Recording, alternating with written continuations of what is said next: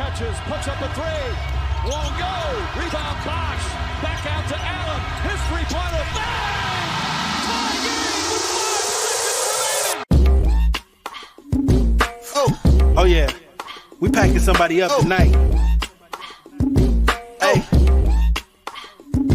Come on in, take your shoes off before we close the door. Few rules, heat pack in the air, we about to blow. This the basement, ain't nobody safe, you already know. Grab a seat and kick your feet before you get too comfortable. You want the X's and the O's, the trade, yes and no. Friends and the foes, the butlers and the heroes. You can feel it in your soul, but when the ring is the goal. But if somebody need to go, we be sure to let you know. Going hard for my dogs is an everyday thing. Like Jimmy down the lane of 13 off the screen. Whole squad keep it tucked like number 17. Bring your takes and your memes, going hard for the team.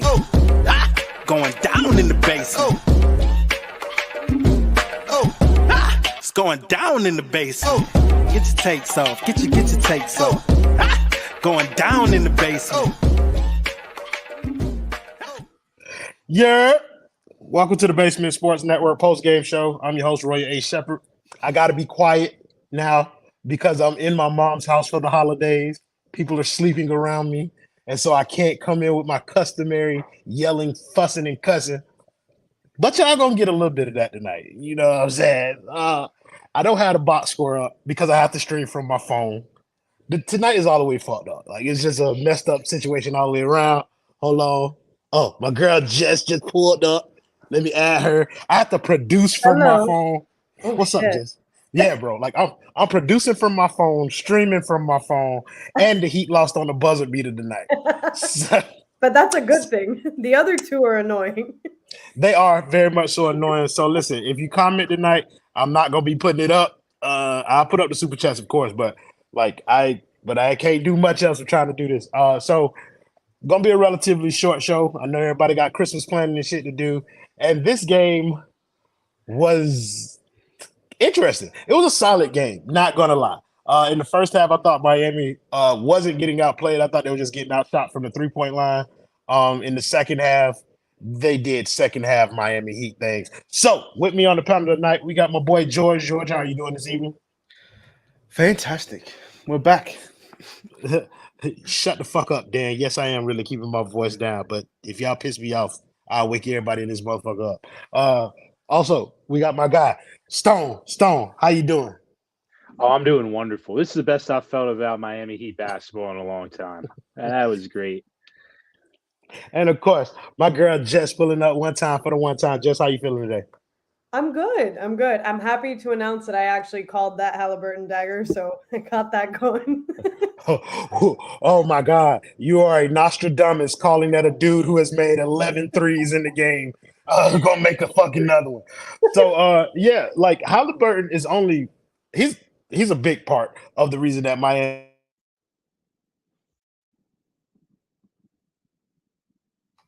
So Rolls just cut out. I just cut out. Massive. It was an 8-second pause there. Nothing. Am I back now? You're back. You're back. So let's stop me from talking. And George, give me your thoughts on the game. In the words of Adam Baroy, Herro giveth and then taketh away. That was, look, I was excited. Look, I'm not joking. I love close games. When it comes to this, I love close games. And when Herro rose up and took the shot, made it, I was feeling good. I'm like, look, it's great progression for him. It shows good growth. But then to switch with 1.8 seconds on the clock left, on the player with the ball, by the way, to then have him hit a 33-foot three-pointer with the ugliest shooting form, but man, that guy's good. Tyrese 43 is beautiful, but he's on fire, and you switched off and you go, Kyle Lowry, take over. What the fuck are you doing, man? Like, and I'm just sitting there going, this is just so indicative of what I of what's happening of this whole season. It's just misorganization, bad decision making, and it's summed up everything before Christmas by Christmas in this one game. Just unorganized basketball. It's hard to watch. It really is. And it might look, I think it's great to see that the team can now see where the mistakes are being made. It's just very obvious. And our bench is just pathetic. When Haywood Highsmith is the best performing bench player that we have for the last two weeks, That's incredible. This guy did not have a contract walking into the season, like as of last season, and now he's the best performer on the bench. As of 2 weeks ago, he didn't have a contract, George. Insane, but no, he got signed. He had his contract in coming into the season. No, I'm saying like he wasn't on the roster. Like we had Drew Smith. We let Drew Smith go. Yeah, we let Drew Smith go to get him on the roster. Just to see this happen, it's sad. It is sad because I don't like to see the Heat lose. But on the other hand, these are problems that we've been seeing the whole year. So now they just keep going, and we have to make changes. It's trade season, people. Let's get excited. It's trade season. That is true. 'Tis the season, George. La la la la la la la la la, my boy. We got some beef that we can't pack up. But Stone, I'm gonna come to you, bro. Give me your thoughts on tonight's game. Yeah, I mean, quickly, I'll get this part out of the way. Like, it sucked to see Jimmy go down with injury. Like, I love watching Jimmy Butler play basketball. He's my favorite basketball player, so I was bummed about that. But, like, taking that away from this scheme, I think that we're in a really good position as Heat fans because this team has kind of put us into this limbo for the last 2 years. And maybe limbo is a negative way to look at it, whatever you want to say. I think that's how a lot of us view it, is like this kind of limbo space that we're stuck in. And I think that because of this recent stretch of results leading up to the deadline, and like we said, we can't imagine that it's going to get better as the schedule gets tougher in these next couple of weeks here. I feel like this team is forced to do something. And if they don't do something, we're going to look really good with all our tank for Wemby takes. But, you know, we're set up here on this network where things are just beautiful for us right now. Like this team has shown us how delusional they are running it back with this roster. So they're either delusional enough to double down on that and go all in, and they're going to make some sort of drastic move here, or they're not, and this team's going to keep getting its ass kicked on a Friday night by Indiana, and we're going to be one step closer to Wemby or Scoot, and we're going to be cooking next year. We can't lose. Hey, Stone, bro.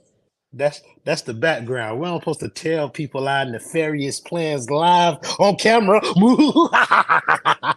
We can't lose. We win all the time. This is the first, so I had to put this up. My boy Ralph Torres is the first person in history to pack up the show. He said, trade this show. Good God from Zion, Ralph. If you're trading us along with everybody on the Heat, brother, you need more prayer than we got for you. Want to thank my guy Brian Young.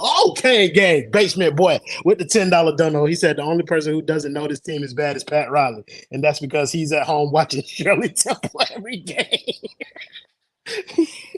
Listen, brother, black and white movies is all in that boy's bag. I want to let Jess get her shit off. Jess, give me your thoughts on the game tonight. I thought the game was average, like all of them. Like, we had the same guys play well and the same guys not play well. And we let Haliburton have a 40-piece, which was just absurd.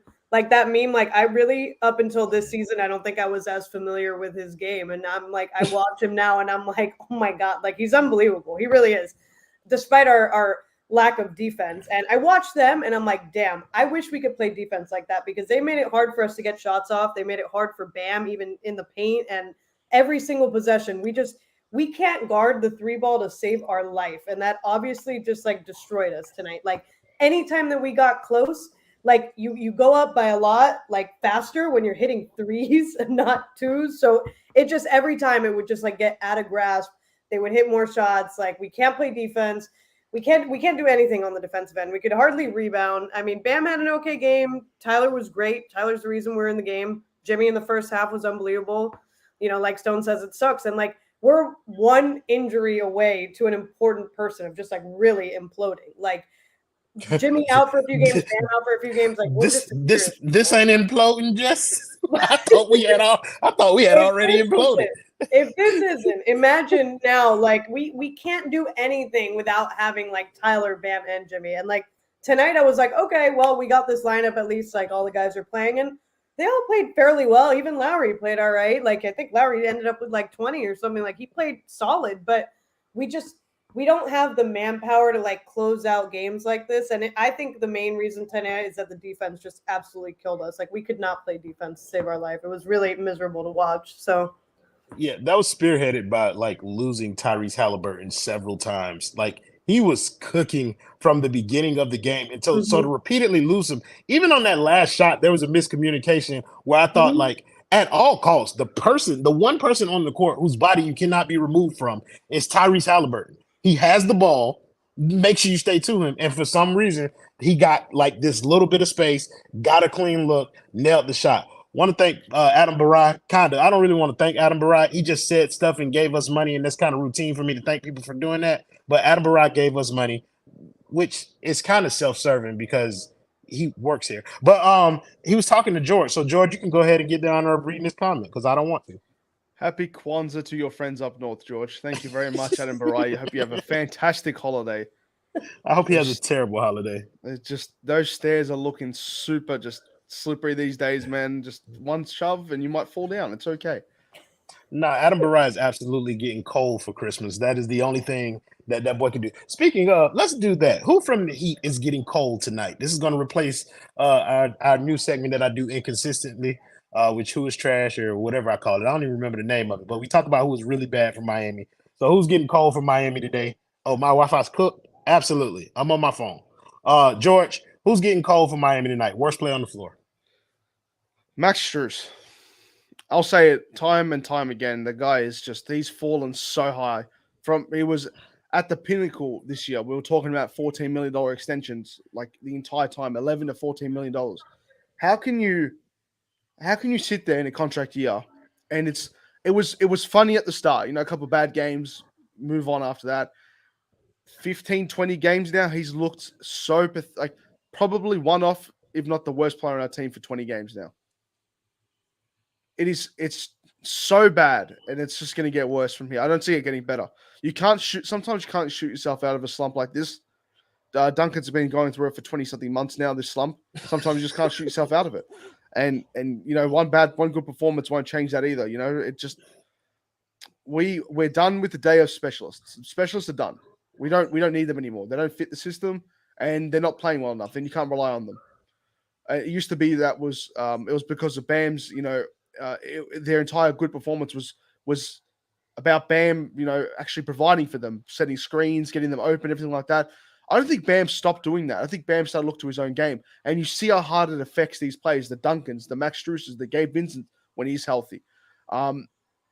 They look pathetic. And when you can't chase your own shot and you can't provide anything other than your offense and it's struggling this hard, you look so bad, so much worse than it would be if you could do anything else. If Max was defending at a higher level and was playing like this, there's still leeway. You couldn't even – he looks like – one of the most untradeable players on the team right now, how bad he's been playing. And that's a worry. That's a massive worry for us. Yeah, so I think what it is with Max, like at first it was cool because we had Max to replace Duncan. And now it's like you can't go back to Duncan from Max. And so essentially in terms of those specialists, we have no insurance like the primary sponsor of the Basement Sports Network, Simple Health Advisors. We would like to thank them for everything they've done for this network so far. So, guys, insurance does not need to be complicated. You can email them or give them a call today and make sure that you tell them that the basement sent you. So, email them. Email I got James Poe at jpoe@simplehealthadvisors.com or give them a call at 321-345-7738. I had to remember his phone number because I can't see it. Oh, come on now. Goated. Stone, we coming to you, brother. Who's getting – hey, that's cool. Stone, Cole. Stone, who's getting cold from you tonight? Oh, man. I mean, I think you could give a little out to everybody, honestly. Like, there weren't a lot of good performances out there tonight. There were some guys that did, like, a lot of good things, so I don't want to, like, put it on them necessarily. I'll go with Caleb Martin. I think he took one shot tonight, and I believe it was, like, 4 or 5 seconds into the shot clock, and it was a fadeaway. It was a turnaround fadeaway from the edge of the free throw line, and it couldn't have been an uglier, shorter under the rim miss that slid off the side of the basket. And I just think he's kind of a waste of space out there, especially on nights like tonight, where I feel like I'm not getting the defensive impact just based on how easy it looks for guys out there. Like, why couldn't he have done something to have disrupted kind of this Halliburton onslaught if he is this true defensive specialist that we have? Oh, I'm sorry. I'm talking to my cousin. But yeah, I missed most of what you said because I was talking to him. But I'm pretty sure it was eloquent and it was spot on, Stone. So I agree with every fucking word that you just said, my boy. Good job. Yeah. Oh, like the video for the transition. I appreciate you, Dan the Mac, bro. Appreciate all that. And first of all, who is that who came here? David Smith. If you gonna come in here simping, you can't simp with Jess for free. You give us some fucking money when you do it. Jess, we coming to you. Who getting cold from you tonight? I think it has to be Vic, and that's because he played like 27 minutes and he had 5 points. And it's like I feel like I've treated him like almost like this like puppy dog, and I felt like so bad for him. And it's like this redemption story and this and that. But it's like if you keep saying like I'm ready and let's go and let's do this, like you cannot play a half hour and go 2 for 7 and just not contribute like anywhere on the floor. Like it's just really depressing. And obviously like that was a huge investment and a huge risk that we took. And we got screwed on that, and that's going to happen in life. But it's like, I just wish, like, I don't know if it's like confidence. I don't know if he's not fully recovered. I don't know if we'll ever know like what it is, but it's just like, for me, it's really hard to watch him kind of just like take up space. Like, and for us to play him like that many minutes and, you know, sure, like he can play some defense, but it's like, I just don't see any spark, anything like really impressive coming from him on the court. And I don't know what we're supposed to expect from him at this point either. So I don't know. I think like from the time that he first came back to now, you can see a little bit more of the burst that people kind of initially thought, but it's nowhere near the level that we thought he'd be getting to when he was healthy. But Kay said, can we make a trade now? This the wrong network. We're not the trade police. We trade people in the preseason, bro. So like I mean, you can make trades whenever you want to. Hey, why y'all talk about my internet, bro? I'm about to end this shit, bro, because y'all hurting my feelings. No, y'all not. I don't give a fuck about y'all opinions. Well. Huh? Just brought up the storyline behind Victor Oladipo, and we see this the entire time. If this team was to ever make the finals, the ESPN pregame show would be the most incredible thing ever. You could do so much stuff with that. So many storylines, players coming back from crap, never achieved anything.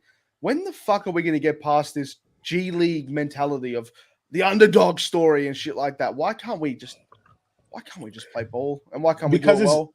Because that narrative is kind of built into the fabric of who this team is. Like you think about like that Pat Riley mantra shit, like the hardest working, most conditioned, toughest, nastiest, wanting players with chips on their shoulders, like that type of shit. That is usually reserved for people. That was fine. Talent. That was fine when we had Chris Silva and James Johnson and Joe Johnson. It was not fine with Chris Silva. People thinking it was fine with Chris Silva is why we ended up here. You think that Chris Silva's okay? Maybe we can find another Chris Silva. We gave him 40 days. We gave him 4 back-to-back 10-day contracts.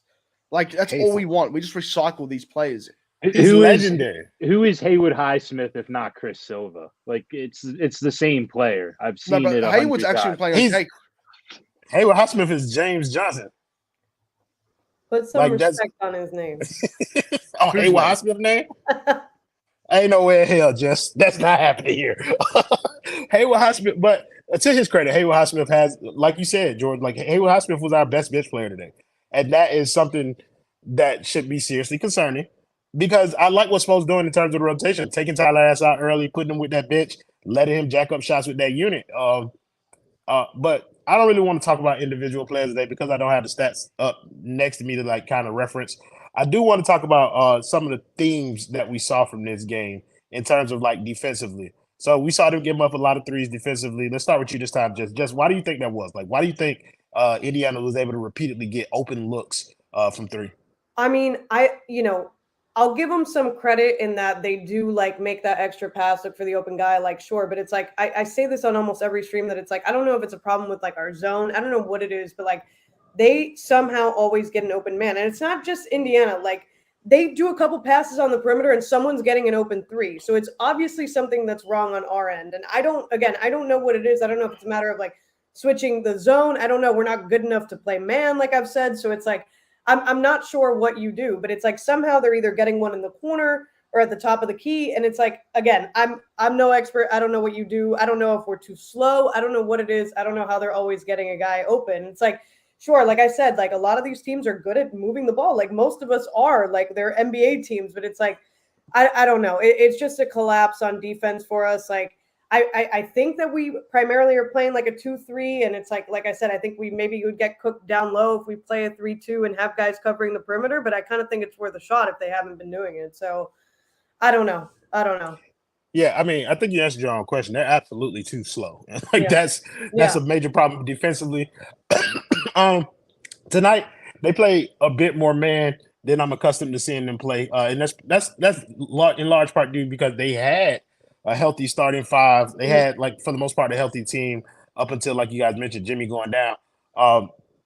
But yeah, even in the man, like, there was a bunch of miscommunication going on with the switching and the rotations. So people weren't. That's how I saw some people getting left off. And Stone, what did you see from the defense tonight?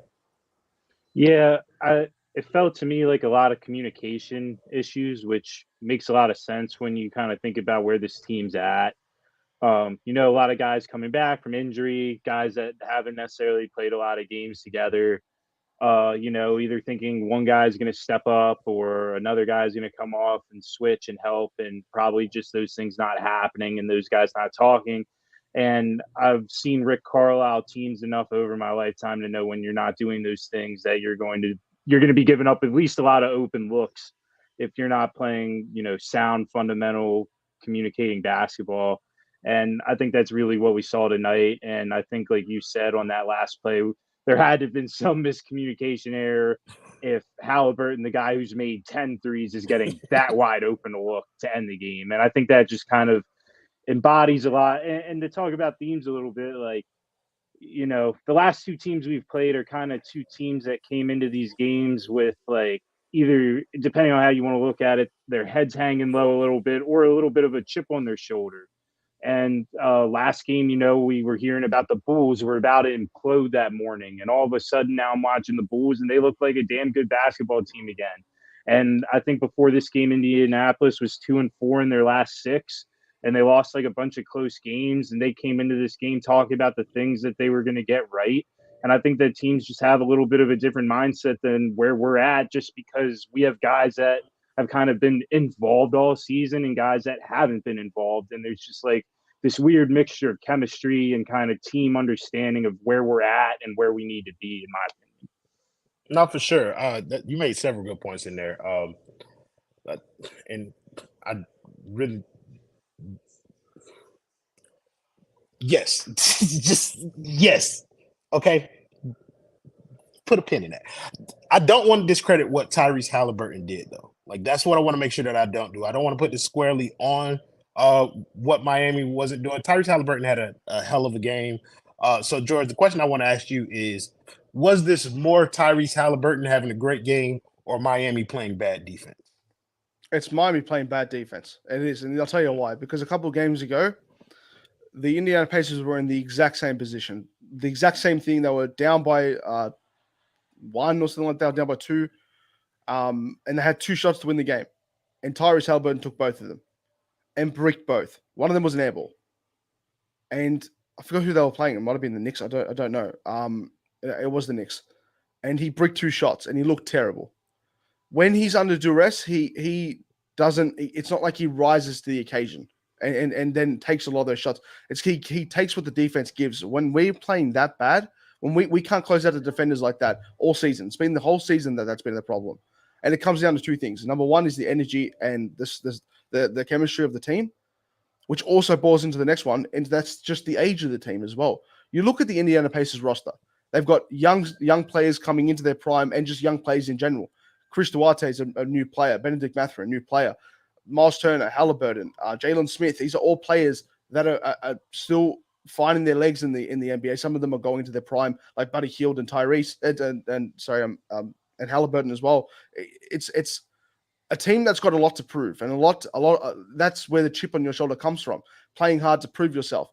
When you look at the team, who we fielded today, we had Jimmy, older player, veteran. Caleb Martin should be in his prime, technically by his age. Adebayo is coming into his prime. Here is a young player coming into his prime. Lowry's old as shit. Oladipo's old as shit because of his knees. Max Strus looked 40 out there today. Orlando Robertson played 5 games of NBA basketball. And Haywood Highsmith, I couldn't tell you how old that guy is.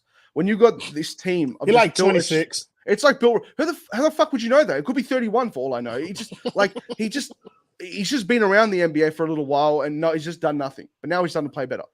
But you look at this team and how it's been constructed. No one trusts each other.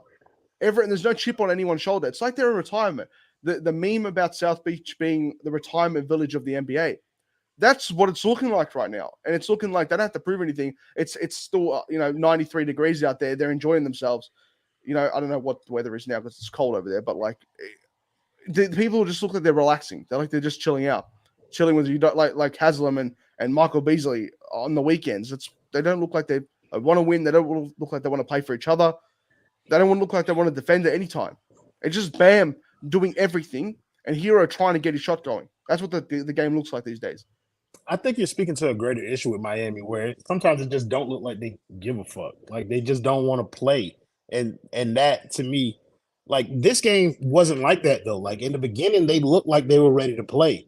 And then it seemed like, in that second half, third quarter happens, whatever. And then when Jimmy goes down, like the rest of the team just kind of gave up on the game after that. I thought this comment was interesting by Ja. He said Bam loves switching out when everyone he plays with is under 6'5". That is an absolutely relevant point that we've been talking about for years. I don't feel like that hurt them as much in this game. Miles Turner was absolute dog shit. And for most of this game, I think he came alive a little bit there in the fourth quarter. But we got fucking killed by, who was it, Jalen Smith off the bench? Like, that can't happen. You know what I mean? Like, you get their center in foul trouble. You can't let the backup center come in and then drop a double-double on you. I don't even know what his stats was. Go ahead, Jess. No, I was just going to say that. It's like, but I did see a few times where it's like, what are you going to do when Lowry ends up on that guy? Like, you can't switch. Like, I complain about how small our team is, and it's like, you literally in that situation, like you can't. Like we are mismatched like so often. It didn't kill us today because, like you said, he sucked. But yeah, I mean, letting a backup center come in just because he's like a foot taller than the guy that ends up on him is like. They said Jalen Smith could have been a Heat, but they chose Precious. Yeah, that's right.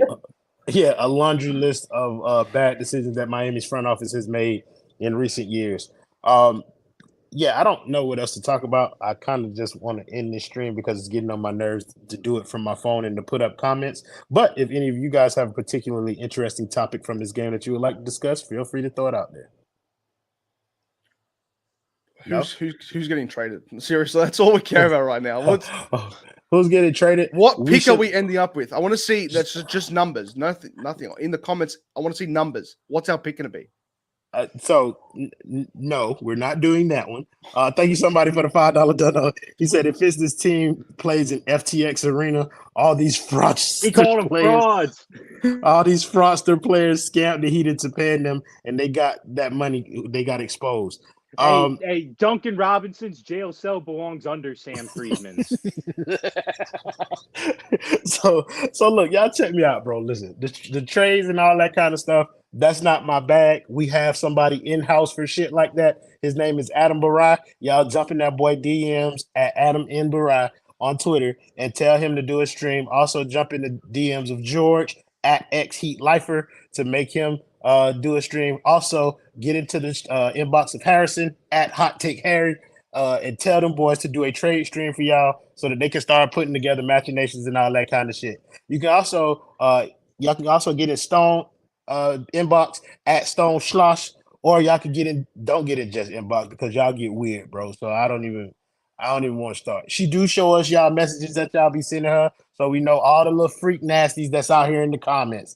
Just want to put that out there. So make sure y'all like this video. Make sure y'all subscribe to the Basement Sports Network. We need all that type of currency. Sorry we're doing the short show, but I'm doing this shit from my phone, and it's Christmas, so I want to let everybody enjoy their holidays. So Merry Christmas from the basement. Happy holidays. Happy Kwanzaa. Happy Hanukkah. I don't know what other holidays are going on around this time. Any Australian holidays that I left out, George? No. Kangaroo Pancake Day. I like that. I like that. Go to your local Australian IHOP and get you your Barbie-shaped pancakes. Somebody with the $2 dono said, where's Threat? Not showing up just like Duncan. Hey, man, my boy Threat is out with flu-like symptoms, and don't you dare disrespect that Cain when he's not here. You wait till he here, and you say it to his fucking face. You hear me? Okay. Somebody said happy kangaroo. What is this? What does this word mean? Don't say that out loud. That's TOS. Kundus. I'm uncancelable, George. I can say whatever words I want. So thank you guys in the comments as always for joining the show, making it much more fun than it would have been without you. Thank you to my. We're not going to discuss the next game because I want everybody to enjoy their Christmas and not lament over what misery is to come from Miami for the rest of the season. But we will be back for it. Please believe. And make sure y'all catch us on Christmas Day. I'm hosting Dolphins content now, so we will have a post game for the Dolphins after they play my Green Bay Packers. And we'll make sure we do that. So thank you guys in the comments as always for joining the show, making it much more fun than it would have been without you. Thank you to my guy Stone. Thank you to my girl Jess. Thank you to my guy George for pulling up with me on the stream this time. We'll see y'all next. Damn it, I forgot. I'm doing this shit for my phone. Give me a second. Wait a minute. I gotta find that shit. I gotta scroll with my fingers. Y'all see it, bro? Play the video, me. Play it.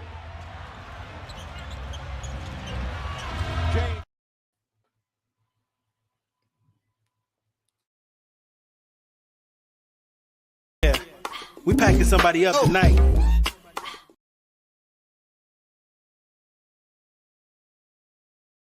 Yeah, we packing somebody up tonight. Hey.